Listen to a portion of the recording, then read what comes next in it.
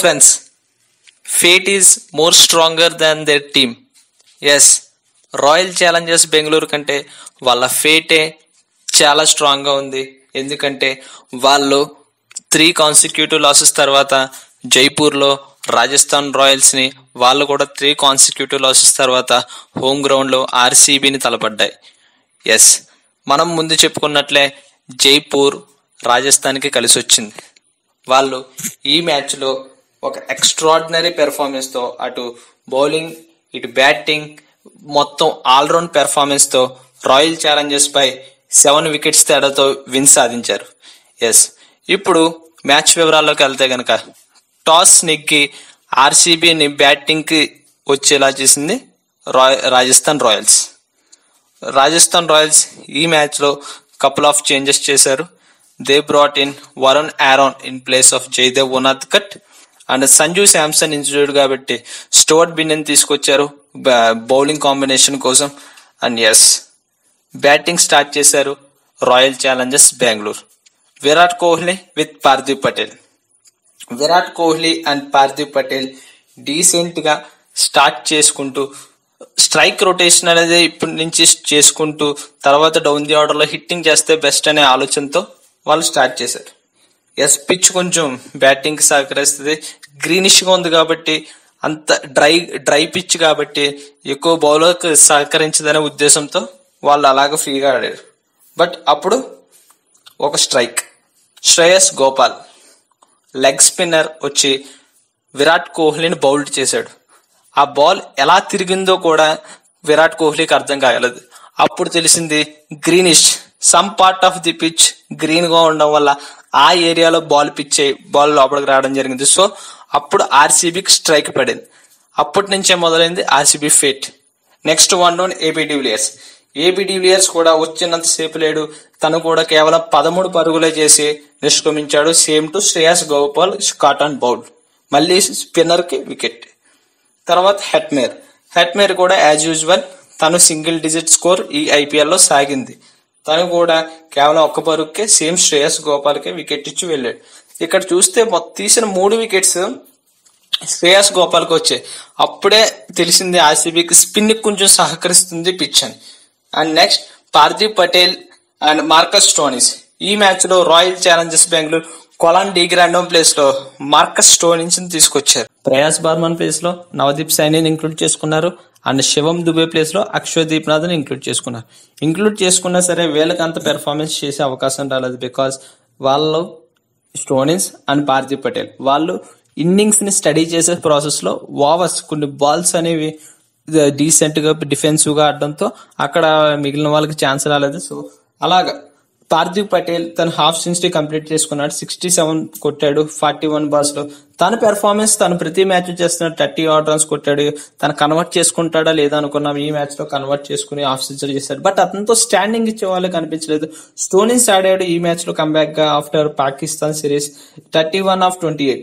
ఇది తన మేరకు ఇన్నింగ్స్ కాదు. బికాస్ స్టోయినిస్ నుంచి ఒక భారీ ఇన్నింగ్స్ ఎక్స్పెక్ట్ చేస్తుంది. But this is the ODI format from him. And Stoinis next matches లో పెర్ఫార్మ్ చేస్తాడు. బట్ ఈ మ్యాచ్ లో గనక చూస్తే ఇలా ఈ పెర్ఫార్మెన్స్ కొంచెం నిరాశపరిచింది because of the situation of the game. And Parthiv Patel ని జాఫ్రా ఆర్చర్ అవుట్ చేశాడు. జాఫ్రా ఆర్చర్ 126 రన్స్ దగ్గర పార్థివ్ పటేల్ ని అవుట్ చేశాడు. అప్పటికి ఇంకా కేవలం 3 odd hours 2.4 hours ఉన్నాను. మోయిన్ అలీ వచ్చాడు. మోయిన్ అలీ కూడా వచ్చి 200 స్ట్రైక్ రేట్ తో 18 రన్స్ చేయడం వల్ల royal Challengers Bengaluru 158 runs for 20 overs లో 158 ఆన్ దిస్ టర్నింగ్ పిచ్ అంత డీసెంట్ కాదు. బికాజ్ 170 కొడితే గనక కొంచెం ప్లస్ అవుతుందని చెప్పాలి. కానీ వాళ్ళ టంబుల్ అనేది వాళ్ళు చేయలేకపోయారు. అండ్ ఇప్పుడు రాజస్థాన్ బౌలింగ్ చూస్తే గనక highlight Shreyas Gopal 4 overs 1 maiden 3 for 12.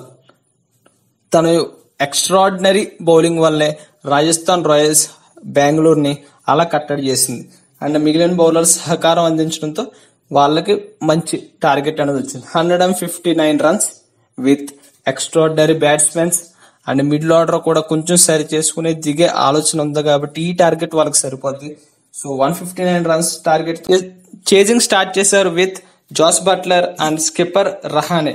వాళ్ళిద్దరూ డీసెంట్ పెర్ఫార్మెన్స్ తో అలా ఇన్నింగ్స్ ని సరిదిద్దుకుంటూ వెళ్లారు.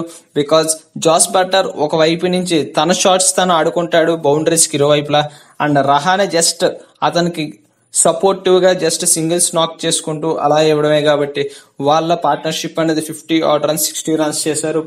తర్వాత స్ట్రైక్ వచ్చింది చాహల్ కే, ఇంకో మళ్ళీ లెగ్ స్పిన్నర్ స్ట్రైక్ చేశాడు. బికాస్ పిచ్ లో కొంచెం మూమెంట్ ఉంది కాబట్టి చాహల్ ని కొంచెం లేట్ గా తీసుకొచ్చాడు అని చెప్పాలి. పవర్ ప్లే లో తీసుకొచ్చుంటే కొంచెం మ్యాచ్ కొంచెం టర్న్ ఓవర్ 60 odd runs ఒక 30కి ఒక వికెట్ పడి ఉంటే కనుక డౌన్ ది బ్యాట్స్మెన్స్ మీద కొంచెం ప్రెషర్ పడుతున్నాం. బట్ ఇక్కడ కొంచెం లేట్ గా చాహల్ ని దింపడం వల్ల వాళ్ళకి రన్స్ అనే హాఫ్ ఆఫ్ ది రన్స్ అనే ఓపెనర్స్ కొట్టడం వల్ల అంత ఛాన్స్ లేకుండా పోయింది. 60 runs దగ్గర ఒక వికెట్ పడింది. అండ్ తర్వాత జాస్ బట్లర్ తో పాటు స్టీవ్ స్మిత్ యాడ్ అయ్యారు. స్టీవ్ స్మిత్ ప్రమోట్ అయ్యాడు, 1 దిగాడు because of Sanju Samson lacking వల్ల. Steve Smith and Jos Buttler వాళ్ళిద్దరూ ఇంకా ఎక్స్పీరియన్స్ అండ్ వాళ్ళ కన్సిస్టెంట్ పెర్ఫార్మెన్స్ అలా పెర్ఫార్మ్ చేశారు. And Jos Buttler half century complete చేసుకున్నాడు. ఈ ఐపీఎల్ లో 2వ హాఫ్ సెంచరీ కంప్లీట్ చేసుకున్నాడు. తన 43 balls తో 59 runs చేశాడు, 8 fours అండ్ 1 sixer తో. అండ్ జాస్ బట్లర్ కూడా ఒక భారీ షాట్ కి ట్రై చేసి మళ్ళీ చాహల్ కి దొరికిపోయాడు. చాహల్ 2వ వికెట్ తీసుకున్నాడు ఈ మ్యాచ్ లో. అండ్ చాహల్ స్ట్రైక్స్ వాళ్ళని కొంచెం మ్యాచ్ లో ఆశ కల్పించేలా చేశాయనే చెప్పాలి. బికాస్ మిగిలిన బౌలర్స్ అందరూ అంత పెర్ఫార్మెన్స్ చేయలేదు ఈ మ్యాచ్ లో రాయల్ ఛాలెంజర్స్ కి. అండ్ మోర్ ఓవర్ చాహల్ ని కొంచెం ఎలా వాడుకోవాలి, ఎక్కడ వాడుకోవాలి అండ్ పిచ్ కండిషన్స్ బట్టి కొంచెం విరాట్ కోహ్లీ కొంచెం ముందు దింపుంటే ఇంకా పని వదిలని చెప్పాలి. తర్వాత బట్లర్ అవుట్ అయిన తర్వాత స్మిత్ తో రాహుల్ త్రిపాఠి జాయిన్ అయ్యాడు 4th place. వాళ్ళిద్దరూ ఇంకా చివరి వరకు మ్యాచ్ ని తీసుకొచ్చారు.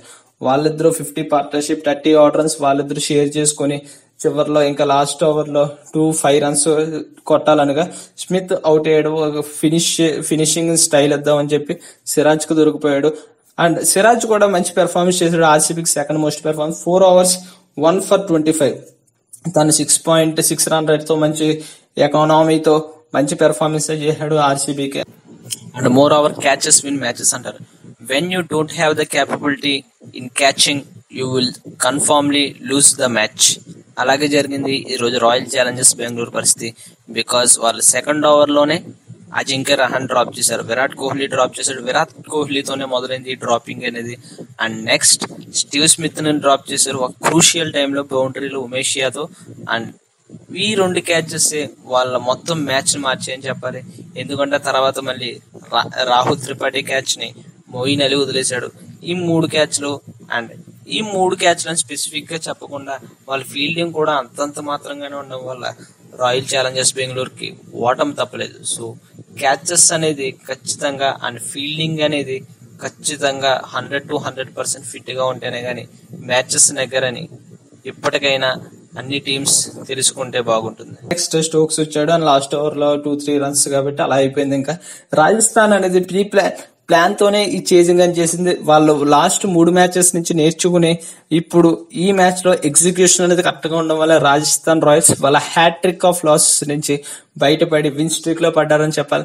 ఇంకా అటుపక్క రాయల్ ఛాలెంజర్స్ బెంగళూరు అనేది ఇంకా సరే చాలా నేర్చుకోవాలి. బికాస్ వాళ్ళ కన్సిస్టెంట్ పెర్ఫార్మెన్స్ అనేది ఎక్కడా కనిపించట్లేదు. విరాట్ కోహ్లీ ఫెయిల్ అవుతున్నాడు, డివిలియర్స్ అండ్ మిడిల్ ఆర్డర్ అనుకున్నట్టుగానే మిడిల్ ఆర్డర్ అనేది ఫెయిల్ అవుతుంది, one of the experienced batsmen లేక. సో వాళ్ళు నెక్స్ట్ మ్యాచెస్ లో కూడా సరిదిద్దుకుని కొంచెం బౌలింగ్ లో కూడా Saudi and remaining bench strength కూడా టెస్ట్ చేస్తారని అనుకుంటున్నాం. And friends, me opinions on this match royal Challengers Bengaluru and Rajasthan Royals కింద కామెంట్ చేయండి. And for more updates on cricket and IPL 2019 do subscribe. Thank you.